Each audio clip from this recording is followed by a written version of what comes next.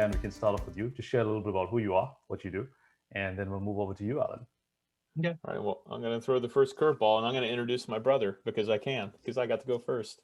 Allan Tsang is the consummate professional, as long as he's properly medicated, and he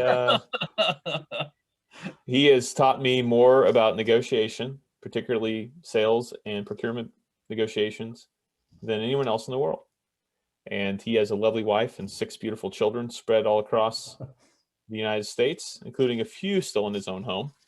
And he is a co-founder of the Negotiation Tribe and its ecosystem of supported negotiation services. That is a very informative introduction of Allan. It was lovely to look at you and hear about Allan. Thank you so much for sharing. Oh, I think he's blushing. Look at that, Rashawn. He's blushing. I'm surprised. That is so flattering. I was bracing myself. Well, let me tell you a little bit about my stepbrother. He lives in Kansas, where the buffaloes roam wild, where he rides a pickup truck like everyone else, and where he and his wonderful wife, Miley, raised 6 of their wonderful kids. By night, he chased after bad guys as a police crisis negotiator and undercover cop. By day, he and I train, teach, and coach negotiation to professionals and entrepreneurs. And what we do is we help shape their culture and help them build strong agreements internally and externally. See, no dig at you, Dan. No dig. See? There you go. I could, but I didn't. Pretty straight. So just to make sure that I don't break the trend, I'm going to introduce my stepbrother as well. Yes, excellent. Everybody needs a handy stepbrother. I'm just kidding. Well, listen, I appreciate the context. I love that you guys are coaching on negotiation. This is a real hot topic. Knowing the world that I come from, primarily from a software sales perspective, negotiation is really high on our radar in terms of making sure we're delivering the best value for our customers, but also making sure that there's a long-term winning strategy that's defined and developed and partnerships that are established across multiple organizations that we work with, right? And so I guess my first question to you guys is that there's so many different interpretations of what is good or quality negotiation. I'd love to ask you, what is your opinion or what is your view on negotiation? What does it mean to you? Go ahead, Dan. Well, might start with what we don't think it is, which is usually a poor way to define something, but this is such a complex question. We don't think that negotiations, and this is a little ironic because we both come from a background of combatives. Allan has a deep history with martial arts. I'm a trained gunfighter. It's kind of my trade. And in both of those endeavors, there are some similarities to negotiation in that there's discipline in the preparation, and you have to have good strategy and tactics and good habits. But we don't see negotiation as combatives. And we see it as a more collaborative process. And that leads us to the next thing that it's not is it's not win-win, which can be startling for other people in our field to hear, because it's pretty well established that negotiations are win-win, but that's not been our experience as field practitioners. We think that negotiations is more about strong relationships and strong agreements, and it's really based upon a really key thing called consent. And we actually have a definition. I'll let Allan, he's the master at delivering the actual definition. Well, there's many different ways that people define negotiation. And the simplest way we can look at it is every time I have to make a decision, while I have to influence the decision of my counterparty, we're in a negotiation. But a more formal definition is just the nonviolent form of communications, and there's many different forms, right? We have people using threats, so you actually going violent on their counterparty or partners or their adversaries. But it's a nonviolent form of communication that brings about agreement between 2 or more parties, with each party having the power of consent. I love how you concisely put that statement together. Agreement between 2 parties that have consent. Can you share with me a little bit about what do you mean by it's not a win-win? So how is that different from a win-win? That's a very good question. First of all, the paradigm of win-win is a completely invalid way to look at negotiation. Tell me more. You're a buyer, I'm a seller. How are we competing? You need my product in order to take your company to the next level or to hit a strategic objective. I want to sell that software or that product so that we can feed our families and my employees or whatever, right? There is no competing aspect of it. We just have to make sure that our mission and purpose aligns. So what we focus on is mission and purpose alignment, and it is never about winning or losing. Even the word win-win, although it sounds seductive, it's implying that it's competing and one person will lose. So guess what? Even this morning I was in a group of people talking about negotiation, and someone said, negotiation is when two parties walk away from an event slightly unhappy. And I'm like, how sad is that? Right. How sad to look at negotiation as a way to just live life and never getting what you want. For us, for Dan and I, we would rather have no deal than to walk in a deal thinking, you're not going to be happy and I'm not going to be happy. We just have to accept that. And guess what? We would just call it win-win. And then you know what? It sounds great. Everybody gets a trophy, right? But no, I want to know what it is that you're trying to accomplish, your mission, your purpose, your long-term aim. And I'm going to see how I can help you achieve that and do it under terms that are acceptable to me.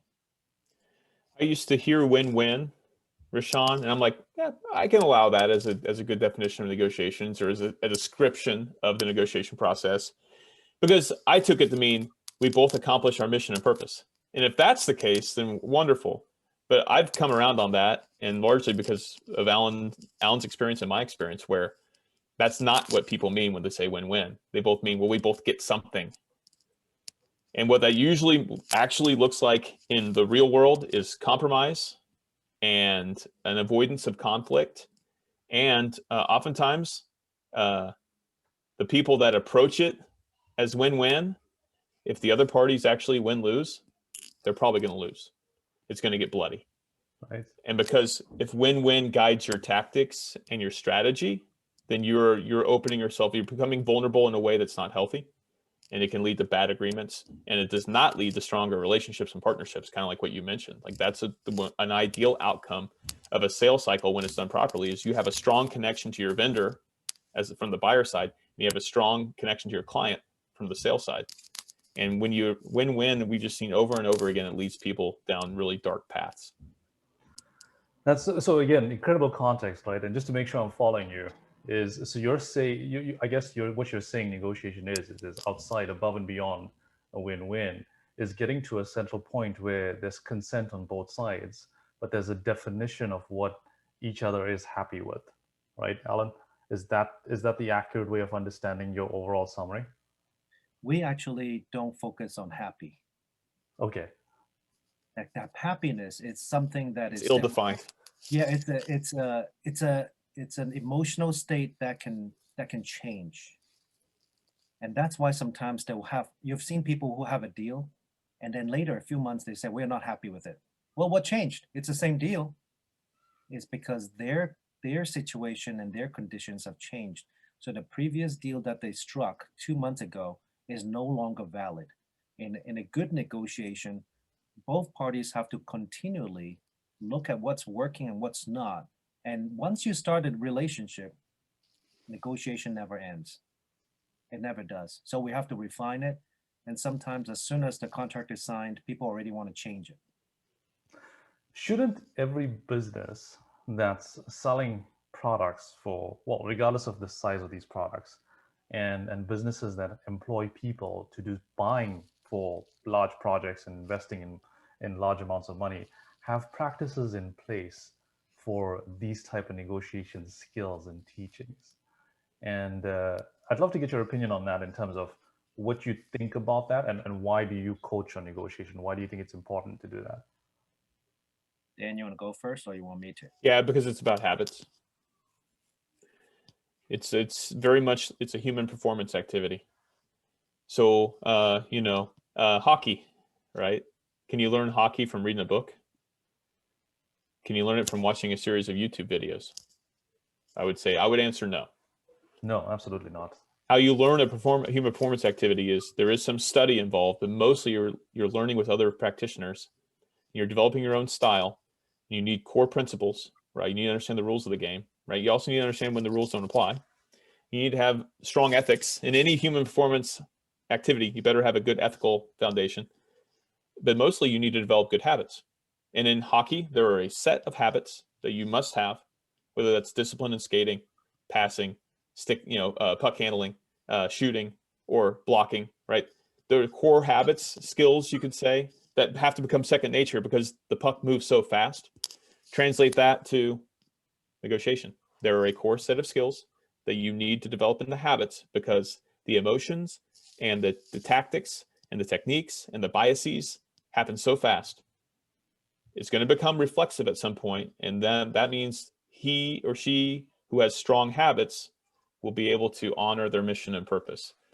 Where we see our students fail is when even when they have a good mission and purpose, is when they discard their skills because they have not been developed in the habits yet, and they default back to reacting, whatever their natural responses were to that stimuli. And so it's all about habit formation, and there's no substitute for a really good, robust coaching program with good coaches who have a deep experience helping you develop habits. I'm going to build on what my stepbrother said and go take a step back, right? In terms of process, ideally, a company with its product and the sales team would have processes. Ideally, they have a set of languages. Ideally, they have a system. If I walk into 100 companies, 99% of them do not have systems or processes across the board. So what happened is the sales manager ends up feeling like they're herding cats. These are words coming from sales manager. And this is my sales team. It's like herding cats. These are the words coming out of their own mouth. The frustration is because they don't have a set principles, processes, and systems that they can rely on, that they can trust, and know that it will deliver consistent results for them. So they let everyone do whatever they want to do, and that's where the frustration comes in. That's where a lot of the conflict within the sales and the technical team or the sales and the management team comes about, because each one brings it from, they may hire someone who is a great salesperson from a retail to now sell software, or someone who used to sell meat at the marketplace to now sell software, and go, well, he did really well. He's a good people person, quotes unquote, right? He's a great people person, that therefore maybe he will be able to sell for us. And sometimes they do well, sometimes they don't. When they don't is when there's conflict internally. So ideally, having a process is great. You talk about the process and you talk about the habits, right, which is really critical in a negotiation. That skill set, that framework, or those guidelines, however you label it, right, it's important to have that in a negotiation. And one of the things you gentlemen talked to me about prior to us doing this recording is that you're representing and you're coaching on both sides. And I would imagine those habits might have some commonalities, but might have to be flexible and different on both sides, right? One of the things you mentioned there, Allan, as well, is when a lot of businesses today, they hire top-notch talent, whether it's in sales or whether it's just a buyer, and then they let them go out and perform and execute upon these negotiations based on their skill set, based on their resume, based on their credentials, right? And they lean more towards the trust factor, leveraging the trust factor in the negotiation. So I guess my question to you is, do you feel like trust is important? I know you mentioned habits are critical in a negotiation. Do you feel like trust is important in a negotiation? I'm going to have to qualify this and go. First of all, trust is important. Trust is nice to have, but trust is not necessary. And I'll tell you, I'll explain what I mean. If we have trust, yes, our conversations will move a little bit faster. suppliers may be able to charge their customers a little bit more, maybe 10, 20, 30% more, but they will not be able to charge 10x, right? They're not going to say, I'm going to charge you 10 times. And because you trust me, you should be able to pay that. No one would do that. Seldom anyone would do that. Now, why do I say trust is not necessary? Because we're in the world of negotiation. Sales use negotiation, and this is where it comes in, Rishan. It's sometimes I'm called in when my client is about to lose one of their biggest customer. They have left them, sometimes they've left them to go to a bigger competitor. They've already left. And long story short, we've helped people gain these customers back in a couple of months. This is after the customer no longer wants to communicate with my client. Trust is broken. Correct. There is no trust. They don't even want to talk to my client. In some cases, the client is threatening to leave. In their emails, it will be like, you guys are not delivering XYZ. Your mission and purpose says you will do XYZ. How laughable. Or you have not delivered on time, and I've asked you time and time again, and you still haven't met our deliverables. We are late. Our customers are mad. We are beyond disgusted with you. There's no trust. The minute I walk in, there is no trust. Yet, we have to build agreements. We have to negotiate. We have to do business. And we do. There's a lot of sales folks. And also, by the way, LinkedIn, the internet's an amazing place. We get to interface with a lot of sales trainers. And then they're not all the same. Everyone's very unique. Everybody's a special butterfly, right? But a very consistent thing we see is that sales folks tell us there's not much difference between negotiation and sales. Many tell us negotiation is what you do when you screw up a sale, trying to get a close. And we're like, okay, fair. Like we see what you're saying. We totally disagree. But we see what you're saying. You're looking at it from a different perspective, right? But what's interesting is that it's so what we say and then what actually happens in the dark corners of the sales and procurement rooms is very different, because salespeople tell us trust is so critical, building rapport. We're like, great. But then what they do, like you said, when we broke trust and we lose a client, what do? We just discount. Yeah. How does discounting have anything to do with rapport? Because you give a lower price, they trust you more? No, that's not how it works. Whereas a negotiator, especially somebody from our world, from our system, would be like, get really curious about why they left, because maybe it wasn't about price at all. So they would do discovery. And you have a wonderful opportunity, by the way. When people leave you and cancel their business with you, they're needy. And they're still going to leave you, but they feel bad. So you call them up and say, look, I know you're leaving. I'm not going to try to change your mind. I've learned from serving you for 3 years that you guys make really great decisions. Can you help me make better decisions by giving us some insight into why you left? And then you dive into a discovery about that, and all of a sudden you discover it was 100% about price. Now it's not a discount. It's a principled business decision on whether or not you're going to discount your ERP software, right, for them to get them back.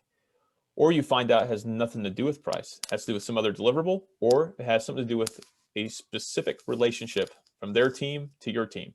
There's a specific procurement person who hates the guts of a specific salesperson, and that has poisoned the well. And that sounds crazy, but it happens every day. And so that's, I think, negotiators default into discovery, and we train really, really, really hard at that because of the basis of consent.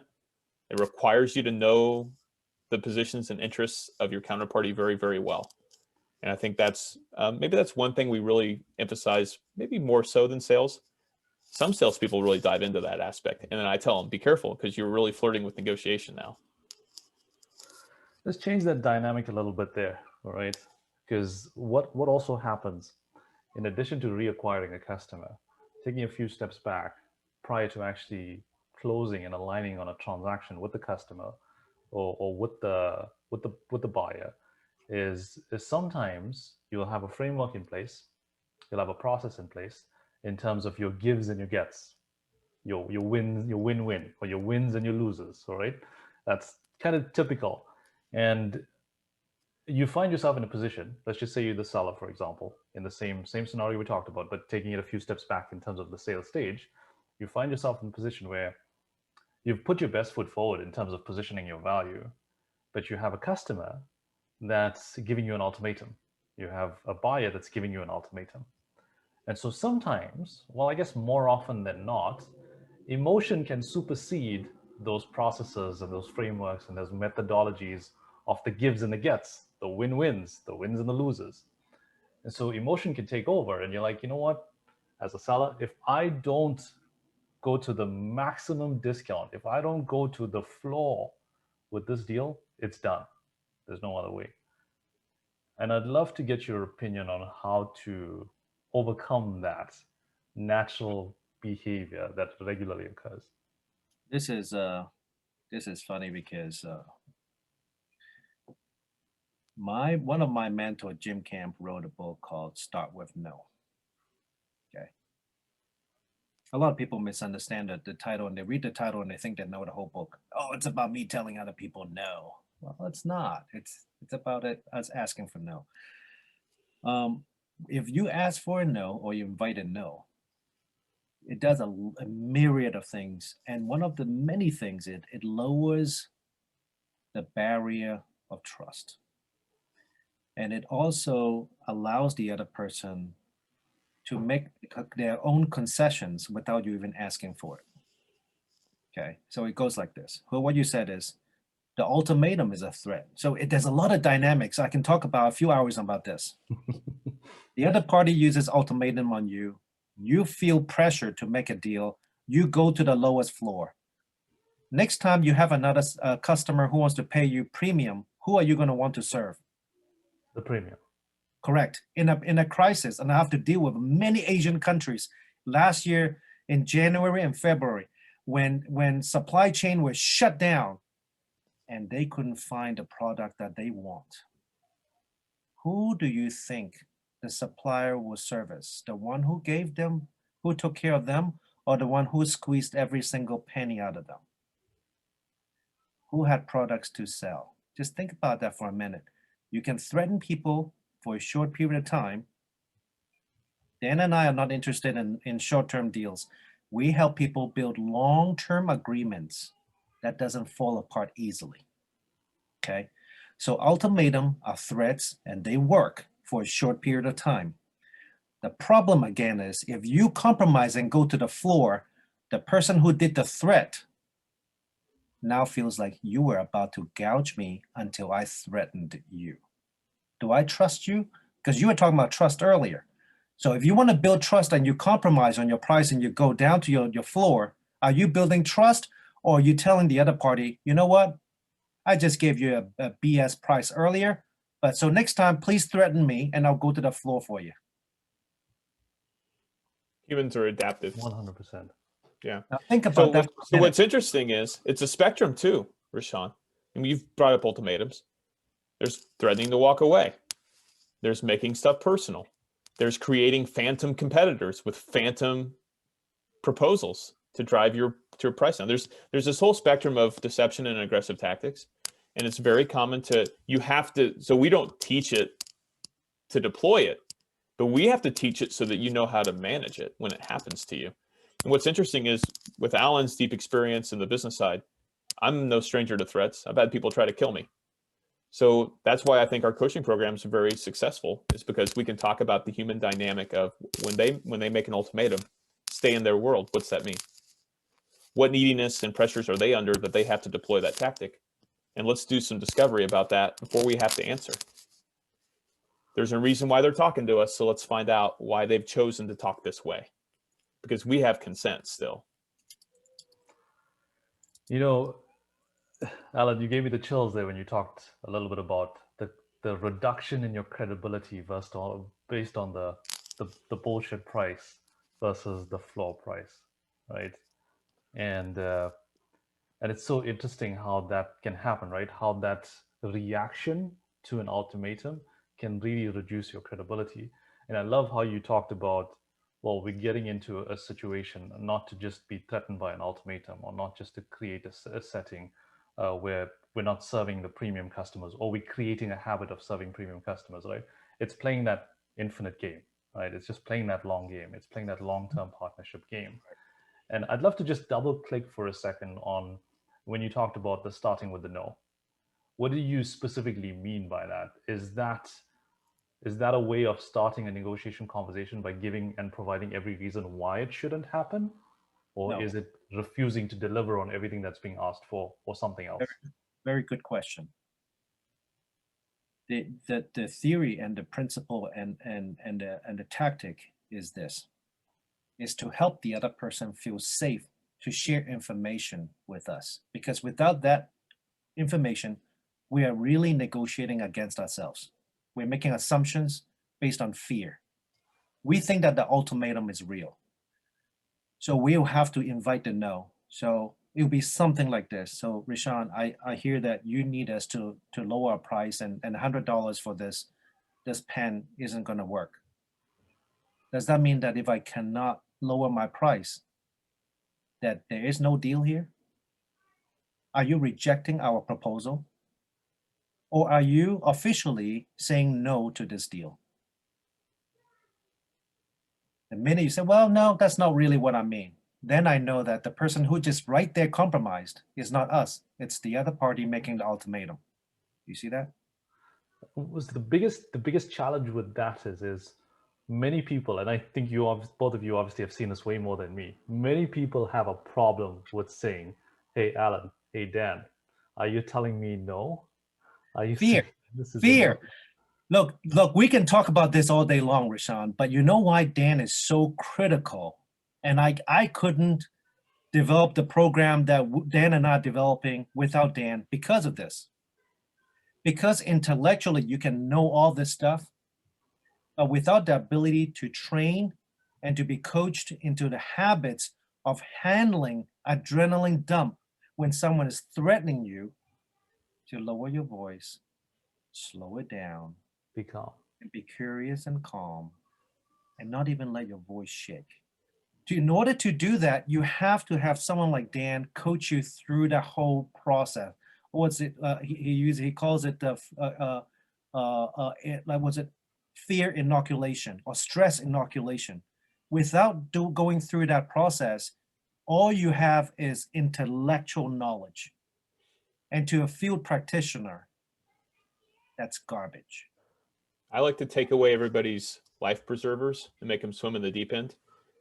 There's a point in our coaching program where you don't get to talk about sales and procurement because those are lifelines for you. You can get very technical in a role play and try to get really creative in a problem solving. So you get to be a police crisis negotiator for a day. And those are the situations. And you have no idea about the technical side. It is 100% about managing emotions and just responding to the last thing that's said and moving towards your mission and purpose. And it is very much, it's like throwing somebody who doesn't know how to swim into a pool and then they learn how to swim. You're there in case they start to drown, but they've got to figure it out because there's no substitute for just learning about human aggression and human emotions, and that a lot of the things we do naturally don't work well in those situations. It's got to be a learned response. And that's why I love the swimming analogy. The natural response to being in water over your head is drowning. Swimming is a learned, adaptive human performance activity. And once you get it, you've got it. And then you can get really, really good at it too. But if you stick to the natural response with emotional people, you'll drown. But if you get a learned habit of addressing emotions and managing biases and inviting people to feel safe, then you can work with really emotional people. And by the way, that's where your strongest agreements come from. If you have a client that is desperate, and instead of taking advantage of them, you do great discovery and find the best possible solution in terms of sales, guess who they're going to love forever, right? Yeah. As long as those same people are involved in that deal, you have a strong agreement. You know, my next question is a little bit of a difficult one. You know, actually just thinking about it makes me realize how tough this situation might be, right? Timing, and I'm sure you hear this very often, timing is a critical factor in negotiation. And sometimes when you're the seller, you have to transact within a specific amount of time. Call it a fiscal year, getting things on the docket, getting transactions on the docket within a specific time frame. And so what happens is that even though you might practice on how to control emotion, how to manage emotion, as a salesperson, you'd want to crunch and transact and get deals done before a specific end of year, end of quarter, end of month, end of week. And so what happens for you to do that sometimes is your accelerated path to close before that timeline is to negotiate and just give more discounts, give more concessions, give more incentives, and take it down that way to ensure you meet the timeline. I'd love to get your opinion on that approach, and how do you change or coach remediating that type of approach of giving away too many discounts just because of a timeline? People use timeline differently. I mean, I've seen people use timeline. I catch myself doing it, and I've seen it in like even in flea markets, right? So what people say is, you know what? When you go to flea market, go at the last hour when they're ready to pack and people are leaving, and maybe they haven't done enough sales, or this is the last minute sale, and you can get a good discount when you're haggling with someone in the market. Right? Sure, you can do that. It would be fun. Or you look in the enterprise sales where you have to work with an engineer, and then you got to navigate to the engineering director. Then you got to go to the IT department, get to their procurement, and then very soon you have to go navigate through their attorneys or the internal counsel, right? So at each stage, your deal can die, and you know there's a timeline. So what do? You have to negotiate that timeline. So instead of negotiating and compromising on price, you need to upfront negotiate the journey map. What has to happen next, all the way to when they deploy your solution. And you have to get everyone on board, because when you're negotiating with the HR, the procurement, you can say, well, I spoke to your engineers. I know you guys need to do X, Y, Z by this time. I know you probably have to look at our solution, and we have to talk about certain terms. I'm on your time frame, but I want to recognize, I want to see whether this time frame that your engineer said makes sense to you. You are now using their own timeline against them. That makes sense? So if anyone is holding any part of that journey map, you want everyone to know it's not you. So this is all upfront negotiation. You negotiate the next step, so you don't have to negotiate the next step. So if you are the IT department, and I may say, look, I'm on your time frame. Take as much time as you want, Rishan. I know that engineer want this there. We're going to move as fast as we can. As soon as you respond, we need XYZ amount of time to respond. And I don't know what the next phase is. If we have to talk to your legal department. So you take all the time you need.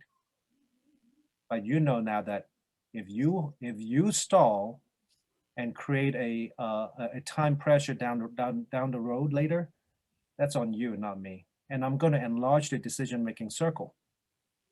So when I'm communicating with you, everybody get a copy of it. The engineer I talk to that wants my solution gets a copy that I'm talking to the IT, and that I'm letting you guys take as much time as you want. I'm not gonna compress the time like other people do, because when I do that, it creates a tension or a threat. I want you to feel like you can have all the time you want. You have the autonomy and the control to make it as long, as quick as you want. But I need to understand the whole buying process from you guys, and I'll piece it together as a puzzle.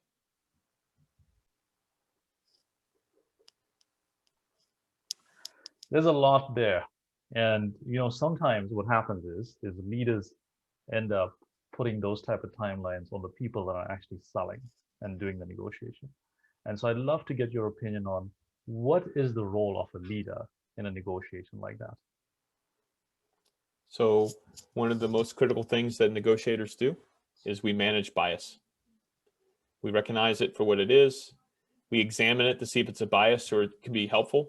And if it's a bias that's not helpful, then we have to learn to quiet the bias. And there, in this example that you give, if there's a leader that's pressuring sales professionals because of a timeline, then they should recognize that timelines are always artificial, right? Very, very rarely is something actually that urgent.